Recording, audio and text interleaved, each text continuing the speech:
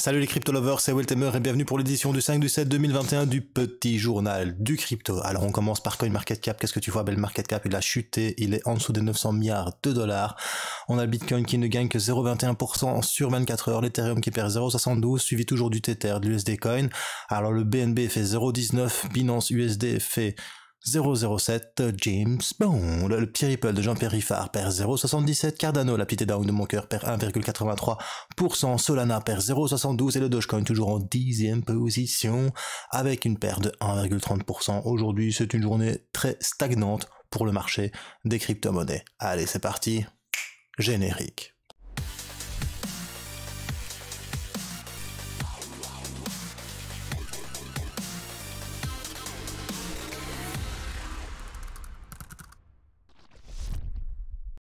Alors si t'es nouveau sur la chaîne, n'hésite pas à t'abonner et à actionner la petite cloche de notification. Moi c'est Weltemer, tous les soirs je fais un petit journal du crypto, soit en live, soit enregistré. Pour le moment c'est enregistré parce que je fais souvent des tards au boulot, je termine à 20h et à 20h40 je te fais un petit journal du crypto. N'hésite pas aussi à nous rejoindre sur Culture Crypto, Twitter et sur Weltemer. Sur Twitter, t'as tous les liens qui se trouvent en description avec la chaîne Twitch, le Discord, etc. etc. Allez, on commence par les petites news. La première, c'est le gouvernement britannique qui sollicite des, comment dire, ici c'est commentaire parce que c'est traduit en français, mais qui sollicite les utilisateurs de la DeFi pour avoir leur avis sur la taxation des prêts crypto et du staking dans le monde de la DeFi. C'est le département fiscal du gouvernement britannique de Her Majesty's Revenue and Customers, le HMRC, qui a lancé ce 5 juillet un appel à témoins dans le cadre de la recherche sur un avis sur la taxation des prêts crypto et du staking dans le contexte de la finance décentralisée. Ils aimeraient bien entendre des investisseurs, des professionnels, des entreprises engagées dans les activités DeFi, y compris des entreprises de la technologie et des services financiers, associations professionnelles et organes représentatifs, les établissements universitaires et les groupes de réflexion et des cabinets de conseil juridique, comptable et fiscal. Pourquoi est-ce qu'ils demandent ça? Parce que c'est compliqué de légiférer et de taxer sur quelque chose qui est complètement décentralisé.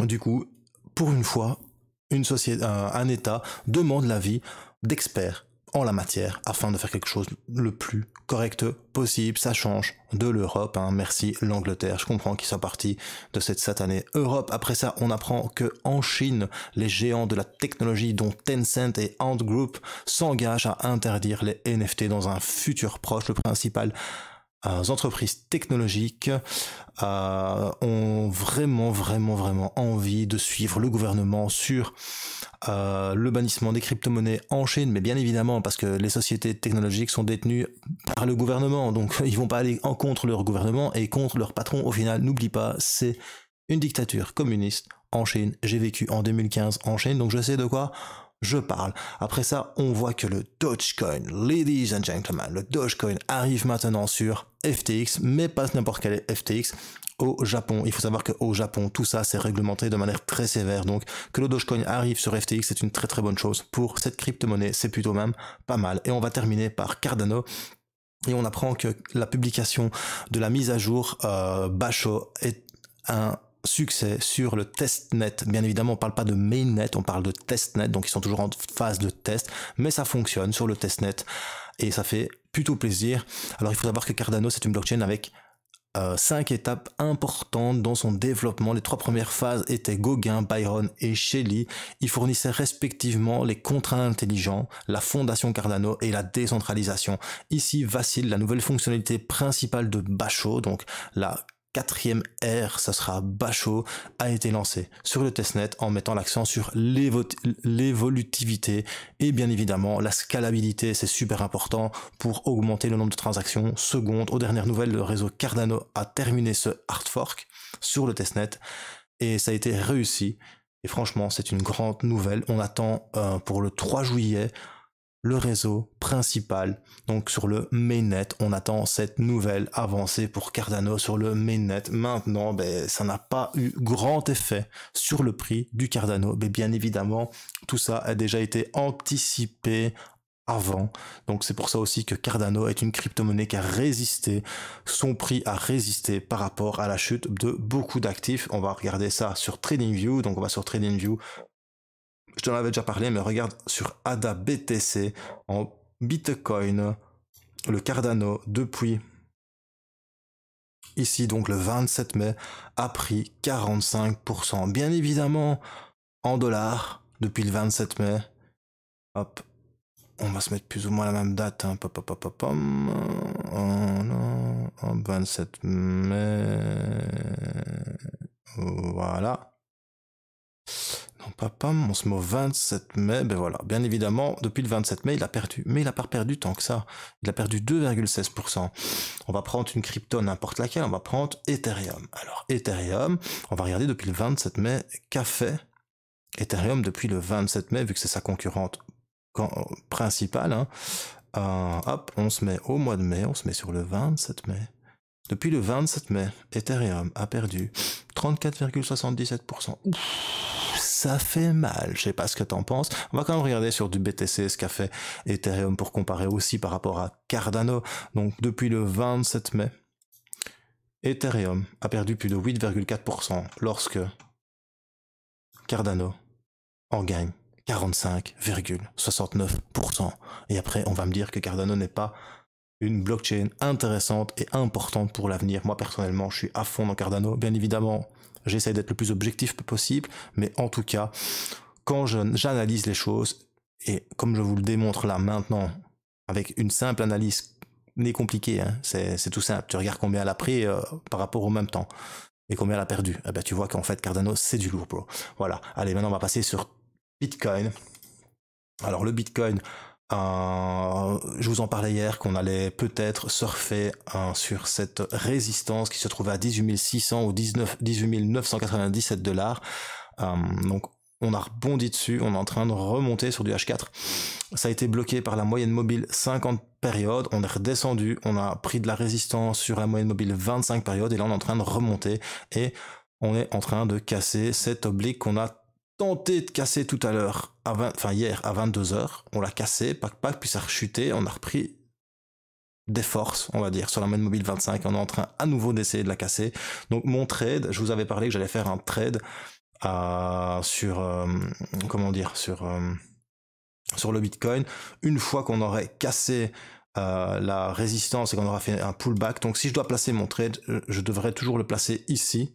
Voilà, j'attends bien évidemment toujours confirmation, parce que ici, tu vois, on l'a cassé, mais on a rechuté. Moi, ce que je veux, c'est qu'on casse, qu'on rebondisse sur l'oblique, ici, sur cette oblique-là, tu vois, qu'on rebondisse sur cette oblique. Une fois qu'on aura rebondi sur cette oblique, là seulement, je placerai mon trade pour essayer de venir chercher les 20 820 $. Mais on va quand même analyser ça de manière plus daily. Donc sur le daily, qu'a fait le Bitcoin? Eh bien, le Bitcoin, tu fais quand même quelque chose de plutôt pas mal. Donc, tu as ouvert là, et à l'ouverture, tu vois la mèche là, eh bien, cette mèche là, qu'est-ce qu'elle dit? Cette mèche là, elle dit, ça veut dire que les vendeurs ont essayé de faire chuter le prix du Bitcoin, on est arrivé à 19 288 $, mais au final, la mèche montre qu'en fait, les acheteurs ont dit non, on ne descend pas aujourd'hui, on monte.